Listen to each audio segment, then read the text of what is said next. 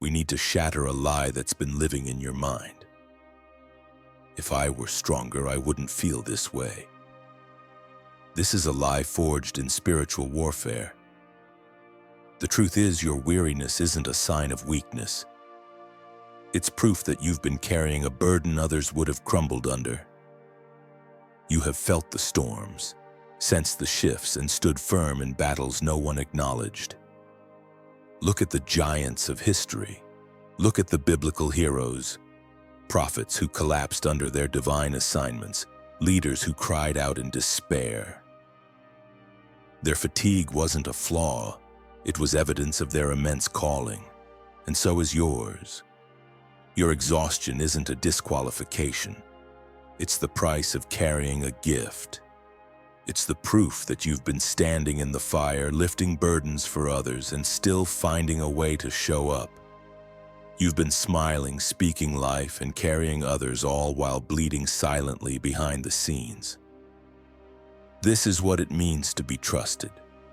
Not because you're perfect, but because you were chosen to endure what others cannot. Even when your body says stop, your spirit whispers not yet. That isn't weakness. That's divine resilience. Let's talk about the real reason the world feels heavier on your shoulders. You are a different kind of instrument. Your soul is tuned to a different frequency. You are spiritually wired to perceive what others ignore. This isn't your imagination, it's a gift. You feel the atmosphere of a room before anyone speaks a word. You wake up with grief that isn't your own.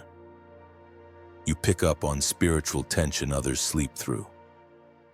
This isn't a curse, it's a form of spiritual perception.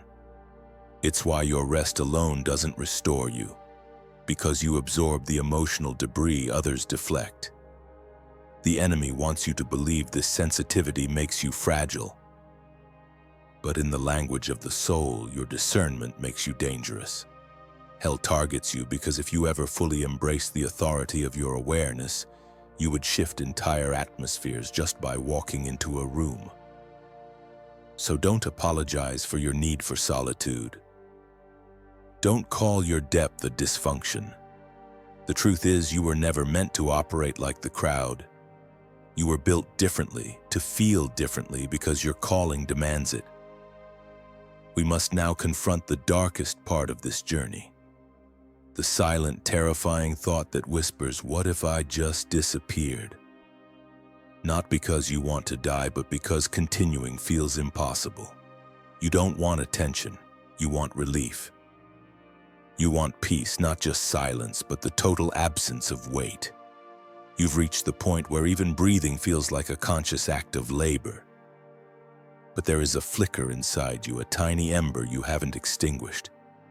That is not just survival. That is the seed of your destiny. It's divine proof that even when you felt like giving up, something deep inside still said, "Not yet." Your story is not over. You didn't survive all that pain, confusion, and warfare just to blend back into the background. You weren't carried through the fire just to return to silence. Everything you've endured was preparing you for this moment. That bed was never a tomb. It was an altar. That stillness wasn't the end. It was sacred incubation. What you thought was a breakdown was actually a holy construction, a rebuilding. God was rearranging things inside you, quietly, deliberately, while the world thought you were doing nothing. Now it's time to rise. Not because you feel strong, but because you have been called. You don't need to stand with certainty, you just need to stand willingly. Even if you tremble, rise. Even if you feel empty, rise. Even if your tears are still fresh, rise. Because the enemy's greatest fear isn't your suffering, it's your comeback. The fact that you're still breathing, still holding on, that is a prophecy in motion. That is the proof that your story isn't over. Heaven took note. Hell backed off. The world felt the weight shift the moment you decided to survive. Comment below. I choose to rise. Let the spiritual realm hear it. Let the darkness know it lost. Let your own soul feel it.